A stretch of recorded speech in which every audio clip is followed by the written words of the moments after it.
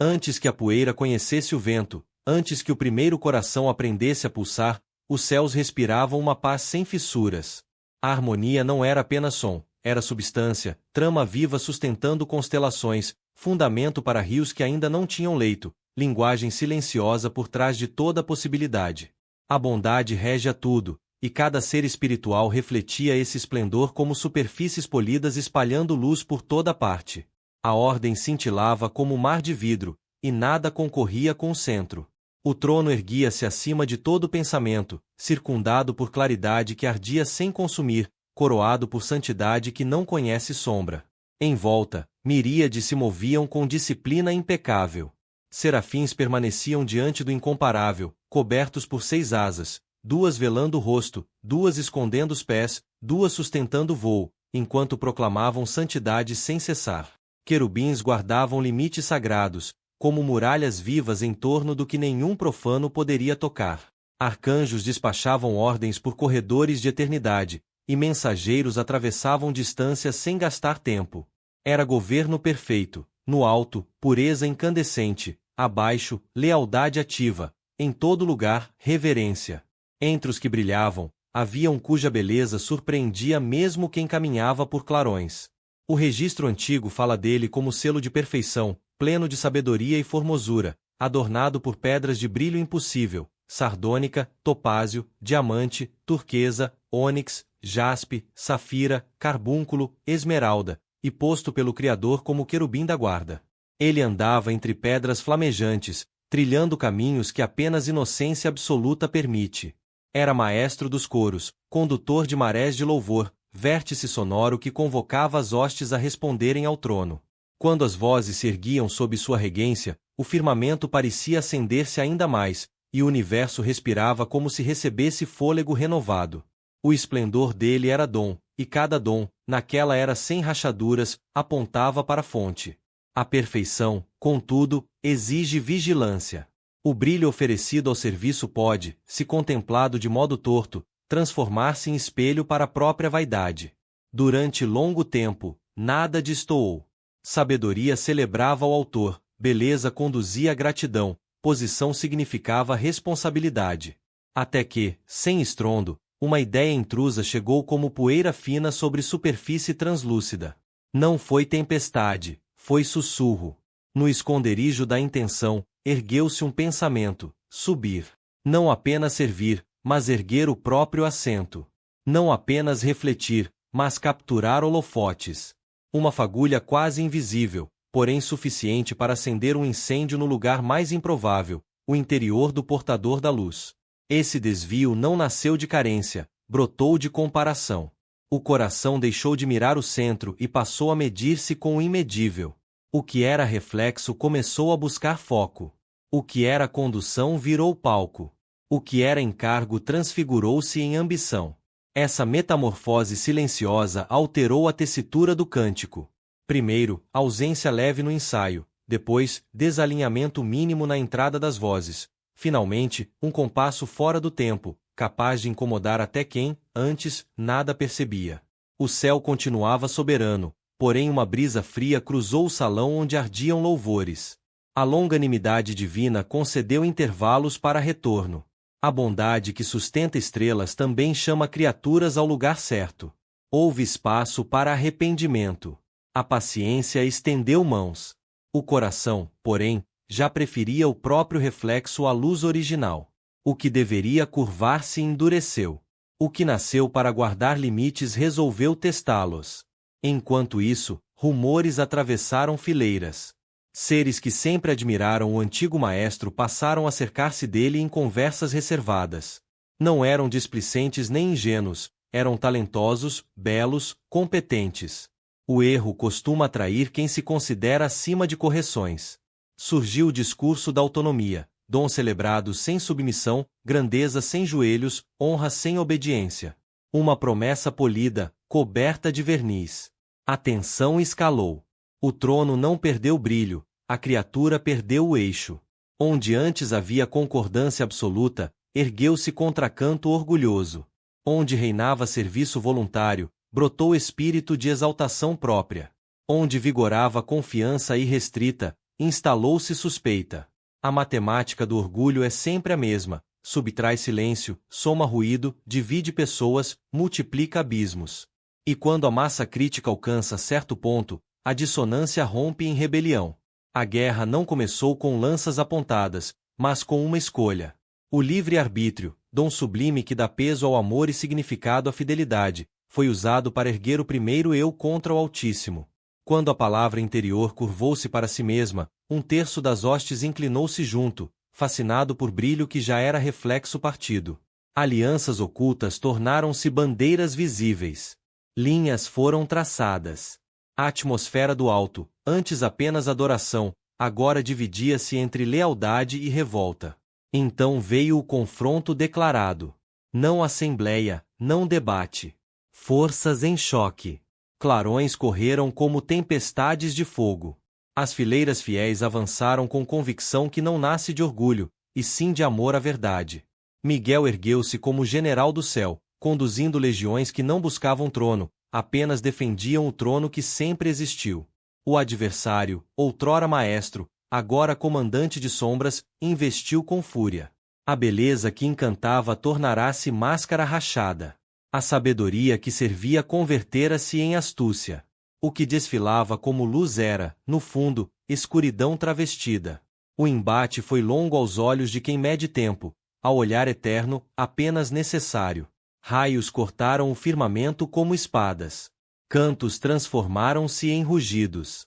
Estalos abriram corredores na matéria sutil. Cada investida rebelde encontrava resistência firme. Não havia bravata do lado fiel, havia quietude orientada, disciplina sob autoridade. A postura decidida de quem sabe que direito não se usurpa, porque pertence a quem é, não a quem quer ser. Quando a medida do mal se encheu, a ordem suprema percorreu as alturas. Não soou como trombeta humana, mas como decreto que arranca máscaras, interrompe discursos e encerra contendas. Foi o bastante. O vento da glória varreu os insurgentes. Estrelas caíram como tochas apagadas, precipitando-se em regiões reservadas à escuridão. O antigo portador da luz perdeu o lugar, perdeu o nome, perdeu a presença. O que sobra para quem escolhe a si mesmo acima do bem? Sobra distância. Sobra vazio. Sobra memória que dói mais do que correntes. Os registros posteriores ecoam essa queda. Fala-se de anjos que não guardaram seu principado, sendo entregues a prisões de densidade escura, aguardando juízo. Menciona-se que o Criador não poupou quem se levantou, mas confinou o erro para que o mal não contaminasse tudo. O céu, depois do estrondo, ficou silencioso por um instante, como sala após tempestade. Então a paz se recompôs, mais consciente, mais grave, com a lembrança de que a liberdade sem amor apodrece, e que beleza longe da fonte vira caricatura. A história, porém, não terminou onde muitos imaginam. A derrota celestial não extinguiu o ressentimento do caído.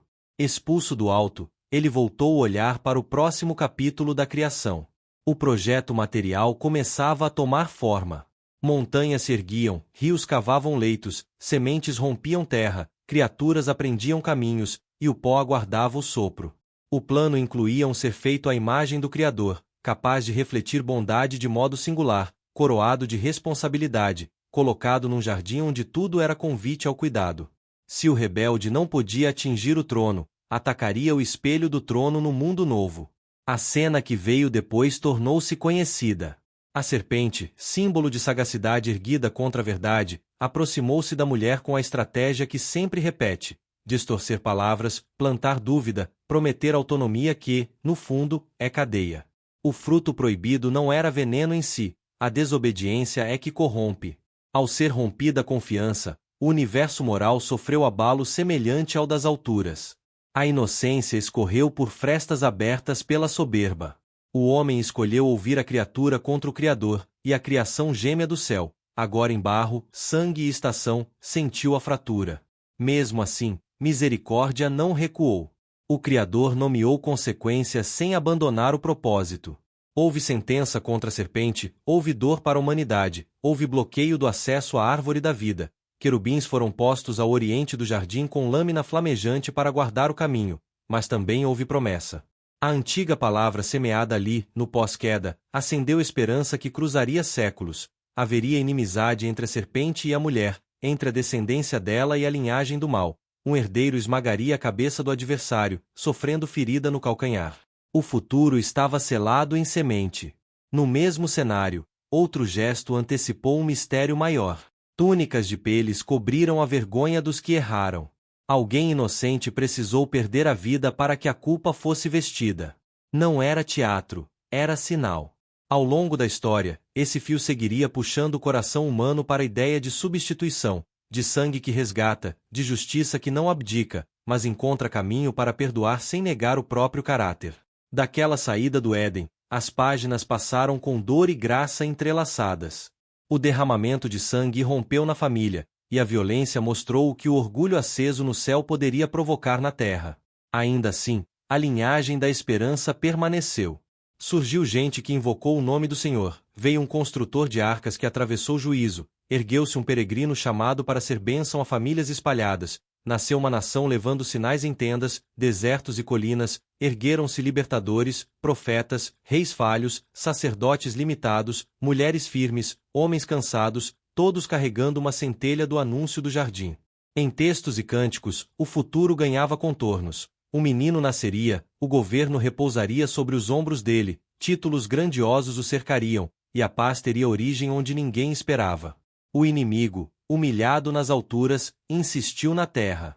Influenciou impérios, sussurrou idolatrias, ergueu estruturas injustas, corrompeu ritos, apertou cordas em torno de cidades, seduziu corações com promessas repetidas. A história humana carregou feridas intermináveis, guerras sem sentido, pragas, cativeiros, palácios erguidos sobre os fracos, tradições sem alma. Em cada época, porém, lampejos lembravam que a promessa não caducou. Uma voz surgia no deserto, uma visão rasgava a noite, um salmo curava almas, e a linhagem da esperança avançava centímetro por centímetro. Na plenitude do tempo, o cronômetro secreto do céu tocou a nota que abre o ato final. O Verbo que estava com Deus e era Deus fez-se carne e caminhou por estradas poeirentas, partiu pão com mãos humanas, chorou diante de túmulos, tocou feridos, levantou os caídos, confrontou hipócritas, amou quem ninguém via. O reino irrompeu como semente crescendo em silêncio, como fermento trabalhando a massa, como luz entrando por fresta. O adversário reconheceu a ameaça como quem encontra, no escuro, um rosto conhecido do passado. Tentativas de desviar o plano surgiram no deserto, na política, nos tribunais, nas falas mansas, nos gritos da massa. Nada impediu a marcha. Chegou a hora em que o cordeiro voluntário entregou-se como vítima perfeita. O madeiro estava pronto, o ferro foi forjado, a noite parecia vencer, o céu calou-se por 3 horas, e o peso de toda a rebelião caiu sobre ombros que nunca cederam à vaidade. O que começou como orgulho no coração de um querubim encontrou resposta na humildade do filho.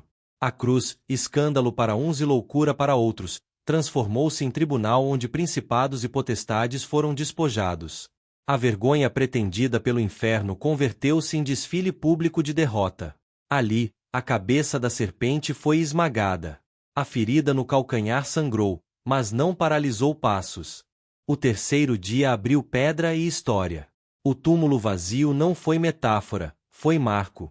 A ressurreição colocou selo no que os profetas anteviram, e o plano que começou no Éden acendeu sua prova final. O derrotado tenta, mente, acusa, arranha, mas sabe que o relógio corre para um desfecho inadiável.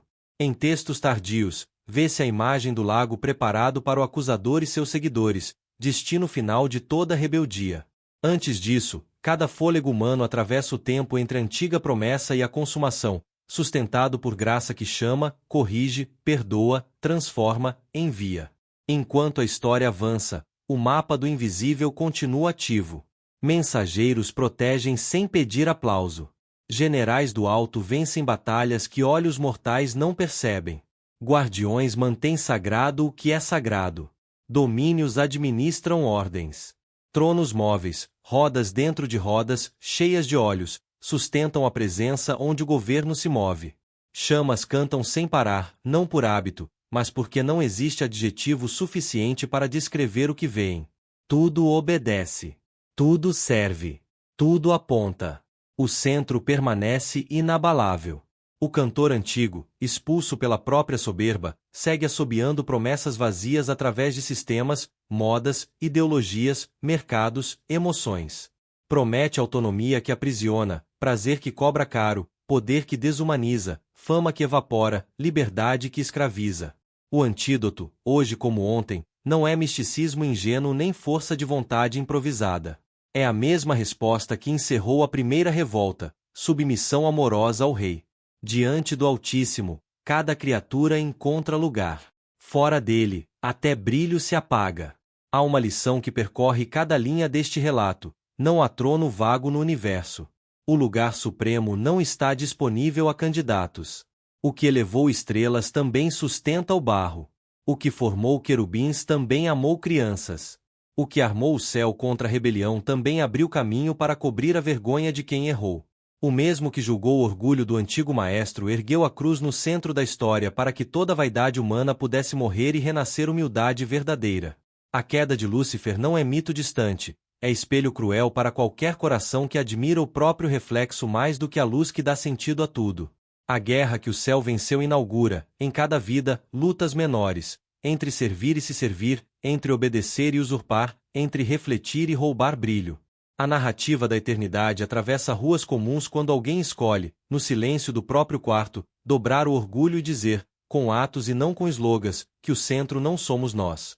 No fim de tudo, quando livros forem abertos e o tempo entregar as chaves, a justiça que expulsou o rebelde completará o que começou no Calvário. O acusador será lançado no destino preparado, os que amaram a luz viverão onde não há noite, lágrimas serão colhidas, feridas não ditarão mais lembranças, e o cântico que outrora foi conduzido por mãos infiéis ecoará agora com harmonia perfeita, guiado apenas pela presença daquele que é. Os serafins continuarão a arder, não por obrigação, mas porque o amor não cansa. Querubins manterão guardas, não por medo, mas porque santidade é alegria.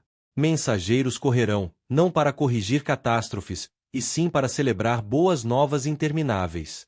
A criação inteira respirará alívio como quem, depois de longa noite, vê o primeiro raio romper o horizonte. Até lá, recordamos a história como quem carrega uma lâmina escondida contra enganos. Perfeição sem humildade vira precipício, beleza sem gratidão vira armadilha, liberdade sem amor vira prisão. O nome que um dia significou luz tornou-se marca de queda. O nome que sempre significou vida tornou-se nosso abrigo. E, enquanto passos seguem, cada fôlego pode escolher refletir o centro, não com asas, não com joias, não com títulos, mas com o gesto simples e absoluto de render-se ao rei cujo trono jamais foi ameaçado. Assim termina, e recomeça, a crônica da guerra que rasgou o céu. Não é lenda de povos antigos, é fundamento de toda esperança. O orgulho abriu ferida, a cruz fechou a cicatriz. O antigo maestro perdeu o palco, a eternidade ganhou um cântico novo. E o universo, por fim, descansa naquela verdade que nenhuma rebelião conseguiu apagar. A luz permanece. Sempre.